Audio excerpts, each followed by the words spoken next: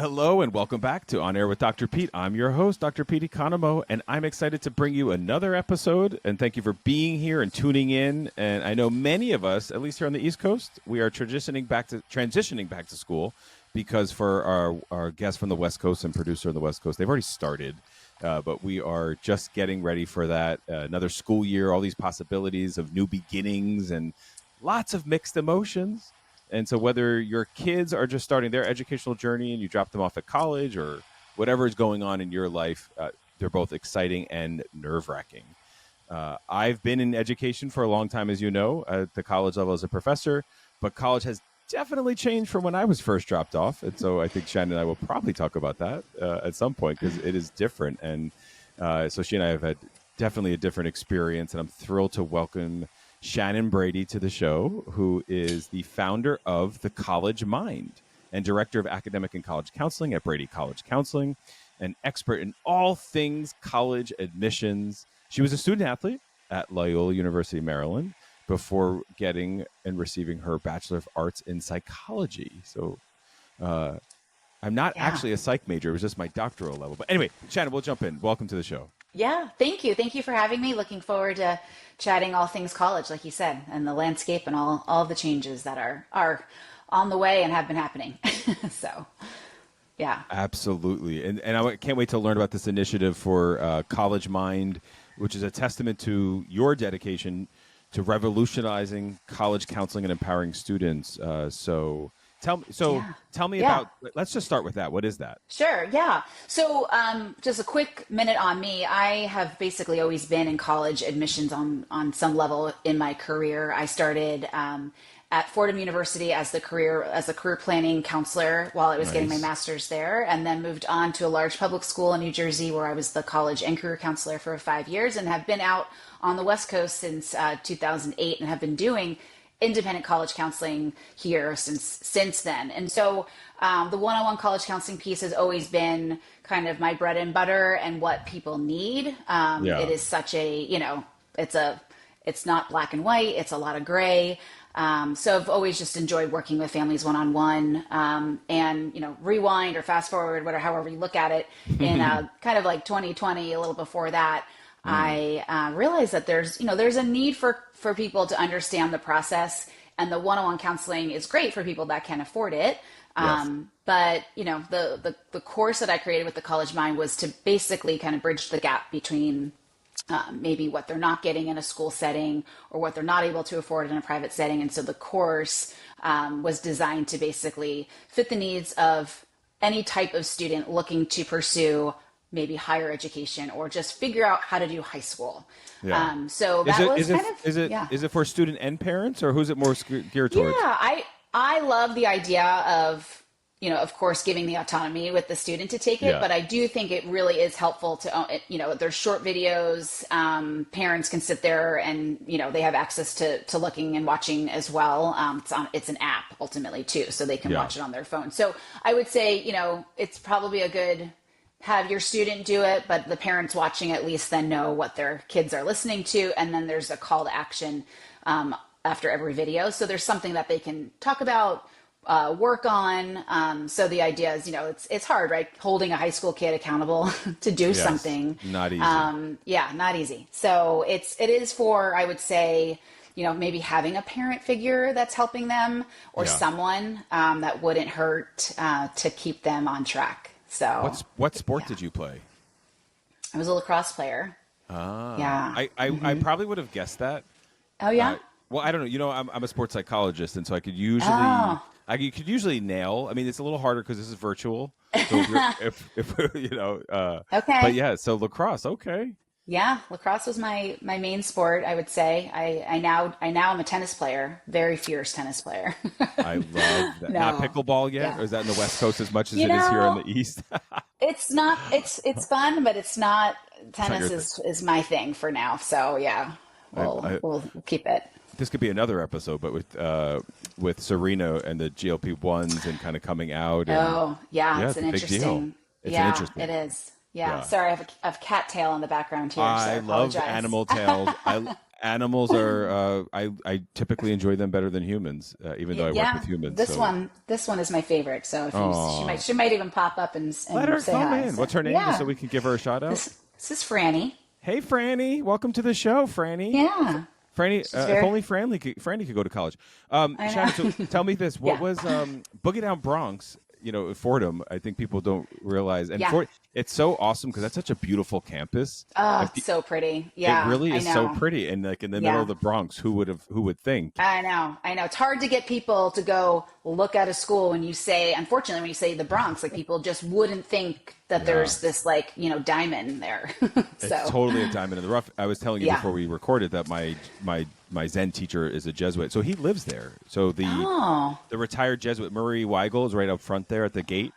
If you okay. Yep. remember that, I'm asking you to pull back in your memory, Ooh, probably. yeah, I don't know. That's like Jesuit history is not probably something that's going to come to my Not frontal lobe right now. Yeah.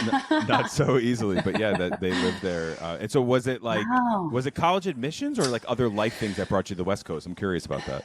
Yeah, my husband, he was friendly slash had roommates. He went to Cornell and had a lot Okay, of folks that were from Southern California. So sure, I would say it was kind of like a lifestyle change. Like let's move out nice, here and see what it's all about. yeah, We're both pretty active and beach people, and it was sort of like a try on, and then the try on turned into 17 years and 3 kids later. So still yeah. here, and we love it. I mean, for what we do, career wise, and for what our kids like to do, it's a It's pretty perfect. great place. But I will say, I do love having the East Coast, you know, a childhood and adolescence. I Yeah, love having the exposure to both coasts. I do think that it does, makes my kids understand it too, and going back yeah. there. So, yeah, So you still all in come all, back. it's You still come back, yeah, we come back pretty often, and my son is pretty active with lacrosse, and of course, of he's course. traveling on the East Coast a lot for his tournaments. So Yeah, we're right in there with that, which is fun. I So love that. So how long have yeah, you worked with high school students? Because I will tell you, yeah, like for me, it's a group. It's an age group that brings me trauma from my own high school days of just the yeah. awkwardness. And so for any high school person listening, just the hormones and the "it gets better" campaigns are just so real. It is. It is a Yeah, real thing, and it's hard because it doesn't really feel like there's a lot that you can say and do to make totally. it feel better. Like you could just say it, and because we know we're on the other side of it, but when they're Yeah. in that moment, and I now have a freshman, so I can really Oh kind yeah. of personal experience now. You're like, you see it all, and you see kind of what they're trying to process and what they can't process. So, Uh I huh. mean, it's been a long time. I mean, really, since I graduated college and went on to Fordham, I was then working with college students, right, in Yeah. the career Yeah. planning office. So the career planning office was a unique experience and great to kind of launch my interest in career counseling. And then, Mm. from 2005 till through now, so 20 years of high school students, I've seen it all. I Yeah. have to say I'm really impressed more than not with most high school students and what they I take love that. on, and what they're capable of doing. I do think there's a lot of unfortunate, like,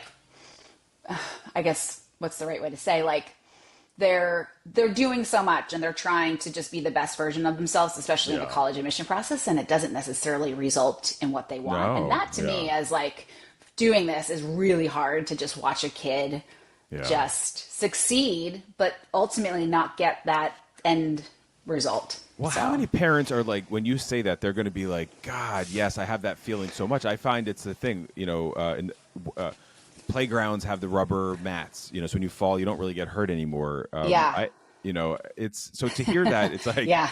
it's hard as a parent to watch them fail and get back up.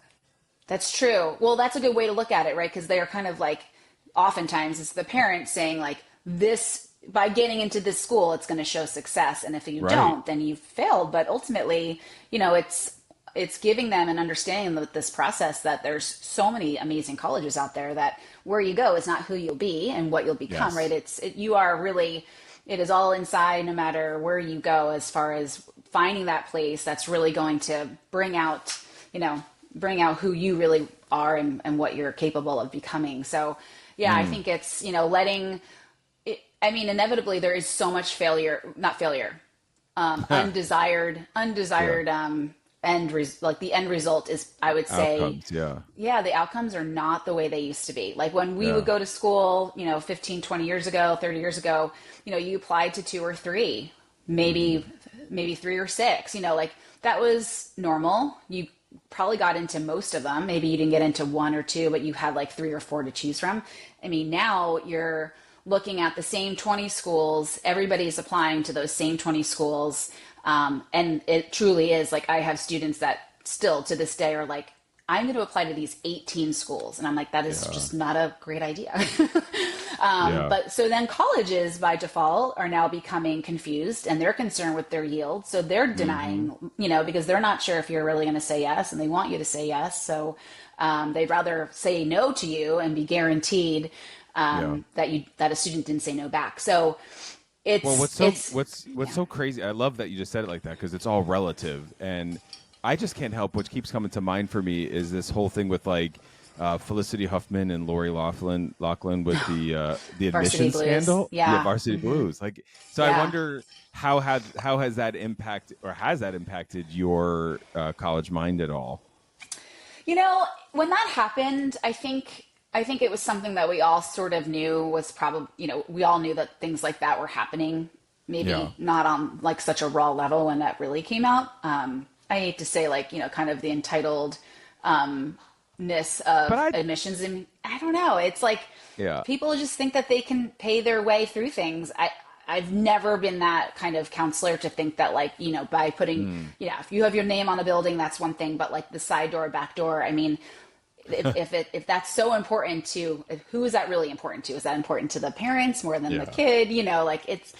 I don't know. It was not something that I was super surprised on, but I actually am just glad it happened because I think it just exposed some unnecessary stigmas attached to the process of like, again, like these name brand schools. Yeah, they're great, but like, it's not the be all end all, and it's really hard to get that message across. So and I guess I was just living under a rock because I guess I knew that people were writing checks, but I like this idea of like a fake team, especially as former athletes. Now, I know, as I was a student athlete too, and so that also has changed a lot. But to think that was like sort of like on the team, but not really on the team, just to get the admissions was really wild to me. It is wild. I mean, I don't know if that would actually be able to happen now either. Like you think with like AI and like, actually, I mean, now it's like, now is it going to happen more? Like just the authenticity of things are becoming very interesting, I think, with college admissions as far as the landscape there and how, of course, like the essays and things like that and how students might be kind of not using it as a tool, but using it, a little more. But then you're like, wow, like look at what we're seeing, what AI is capable of creating. And so that's a little concerning too. I mean, I could tell when a student sends an email with AI. I could just tell because last week they were like putting U instead of YOU, and now it's like this week it's formal. Totally. Yeah, it's so true. And it's like, and that, and they pick it right up and that's, it's only doing them a disservice, so it's a bummer, but they're going to. So how do you tailor the course or do you tailor the program and really focus on individual student abilities and potential? Well, that was the hardest piece of the course, I would say, is to really try to figure out how to tap into all different audiences. And so it's basically broken down by different modules to go through what they're doing in the classroom as far as the academic kind of options that their high school might have and how to find out about them, how to look outside the classroom. So it's not taking like the student that wants to take all APs or community college classes. It's taking the student and showing all their options so they can kind of say, oh, I'm this kind of student. So giving them sort of the whole array of options was kind of the goal with the course so they can meal piece what they wanted to and take what they need. There's still, the components are the same as far as the factors in college admissions, no matter what kind of student you are. So I just pretty much had that foundation of and that skeleton of academics, what you're doing outside the classroom, how to research colleges, how to create a college list, how to write an essay, how not to write an essay, and then the application process. So, taking kind of the simplicity parts and then the student kind of build off of those was the goal of the course. And there's an 85-page workbook that comes with it too. So Nice. they're kind of have like the takeaway, whether they, print it or just have it on as a PDF. But, Yeah. the goal was to, they're watching a few minute video and then they're going to do something with it, whether it's, starting and working on their resume, figuring out how to get involved in their high school or outside of their high school, figuring out what classes to take, looking at their school profile at their high school. So there's lots of things that I threw in there that they can really kind of pick and choose what they need from it. So a minute ago, we just talked about AI. I wonder, how is AI also integrated into, this program that you have here, because I do. So I'll just tell you really quick. Like we had people using that AI for like our school. Our doctoral program gets about 1,500 applications for 19 spots, and so it's super competitive. And so we could tell when there's like AI used. So how are you integrating or teaching about AI since it's so new?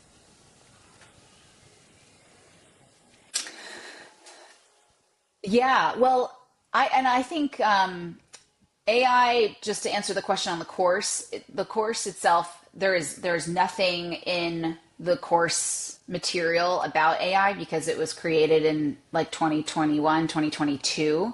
So it was definitely something that was just kind of maybe on the horizon. It was not even happening in college admissions. So it's sort of like an add-on now, we'll call it, with the course, as far as every year we update handouts and things that are going into that workbook. So that's more of a printout page that's part of the workbook. I would say, from what I'm hearing, there are some admissions that are definitely utilizing AI in, we'll call it, filtering out some transcripts or some things that would red flag it for extra attention, right? As far as, and that's just like a quick, like I would say from what I'm hearing at conferences, it's like 25% of admissions are doing that, 75% are not. 75% are, not touching it as far as like a filtering tool. But for ourselves, like when my Lauren, my essay advisor, when we're working with students with the essay, we are not really utilizing AI. I should say she's not using AI. She's sitting with students for an hour and a half, 2 hours brainstorming and actually creating and helping them do an outline. Now, by no means is it like you can't use AI. I think there's some level of like you have an outline and then maybe it, can you build on this outline for me or give me some ideas of where you think I could build from this, Right. But then obviously using their own their own voice and their context and authenticity, like that's where this is so important as far as like the essay component for college apps. So we are very still kind of old school, we'll say. We're not telling students to really do much of anything with AI when it comes to writing an essay, other than maybe an organization piece to it or maybe some brainstorming. But it's not a replacement for their self-expression, right? It's more of a utilizing it as a tool, or even helping maybe like with interviews or their activity section. If they're like 150 characters, make this 150, Right. Description of what I do with, study buddies, make it 150 characters. That I think is fair. You could use that and maybe take from what they gave you and create your own little piece to it. But I do think we're not going to get away from it. It's only going to, be further utilized. So For sure. Yeah, absolutely. There's no question about that. yeah. I'm always amazed with how competitive college admissions has gotten. Why? I don't know. I want to kind of ask, why am I amazed? But also, why do you think it's gotten so much more competitive? I think because things have changed with even like the testing landscape, because we're, test optional, definitely creates an easier way for students that maybe weren't going to apply to some more selective schools. They can apply to those selective schools. The use of the common application, which is, that platform, over 1,000 colleges are on it. So students are filling out. I was going to ask you to talk about that. Yeah. Yeah. So I think, we're creating a much more easy way for students to apply, which on some level is helpful, but then it's also creating an easy click. And it's also creating like these colleges are going, oh, hey, here's a fee waiver, an application fee waiver. So you don't have to pay to apply, but just apply. And Right. that's sort of a strategy, right? It's increasing applications with the effort to, show an increase, and then by default, their acceptance rate usually goes down. And again, to that degree, that students are not going into this process prepared. They're just kind of throwing their hat into all the rings instead of really doing the research, the visits of what type of college they're looking for. Where are they going to thrive? So they're just applying to more. And so colleges are super concerned with that yield. And so what's happening is they're like, is this student really going to come here? We're better off, if even like a super high achieving student, they're like, they've never been on campus. They're the perfect profile student. Are they actually going to come here? And, if the student hasn't done the things on their end as far as showing demonstrated interest or really reaching out, that might be an easy no for them. But it also is going to help, show kind of that selectivity piece. So it's sort of a bummer. I think there's a lot of different factors of just the pro is maybe it's a little bit easier, but the negative to that is that it, is truly creating students just go and say yes to a lot more schools. Totally. So, just click a box. Click so it. you Just and I click were it. just click it. You and I were both student Yeah. athletes, and I wonder, is that still a big factor that's considered in college admissions, or any advantage for high school students? I mean, we're talking like, I think I was looking up some statistics or reading some, it's like, it depends on the sport, but average 7% of high school students go on to play a college sport. So it is a very small percentage of students now that go on and play a sport. And again, that it depends on the school, or I should say the sport, and what they're looking to, Division I or champion. But Division I athletes, obviously a much smaller pool. Yes. I mean, I think football's like 2%. Actually go on to play. It's so low, yeah. I think the benefits of sports, looking at it more, I mean, I think it's great for, time management and teamwork, leadership, like the pieces that you get from playing a sport in high school transfer over into even the application process or what you're going to do in college. But I do think certainly, for those stellar athletes, it can definitely open some doors, but that window that pool is really small. So it's not the be all end all, right? So exactly. it's an option, but not certainly something that I see as often as it was even 20 years ago. So back in our day.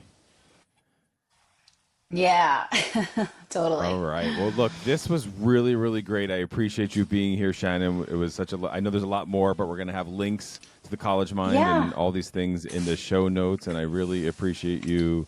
I want to make sure that every student is helped. And I think you helped a lot of parents. And so where can listeners learn about the College Mind? Yeah, so thecollegemind.com is our website for primarily the course information. I'll send you guys a code for your listeners, so there's a discount to to purchase the course. There's also a few other add-ons to the course if they wanted, a one-on-one counseling session with myself or one of my counselors. So they can kind of have that one-stop shop at that website. Brady College Counseling was my baby back in 2010 that really started the one-on-one counseling. So when I talk about the College Mind, it is Brady College Counseling. We're one of the same, but the website for Brady College Counseling is bradycollegecounseling.com. But truly, Shannon at thecollegemind.com is the best way to reach out, or Instagram. So. Well, check out the show. In the show note, you'll get that discount code and all the websites. So, Shannon, again, thank you so much for being here. And for those listening home today, thank you for listening and tuning in. Your support is what keeps us going, and we're so thankful. As always, please like, follow, and share. Everything's at Official Dr. Pete. And let us know some additional show ideas. Obviously, for this month, we're doing a lot of back to school. But we will see you all next week. Thank you again, Chad and Brady. And we'll see you next week. Until then, spread a little kindness and stay well.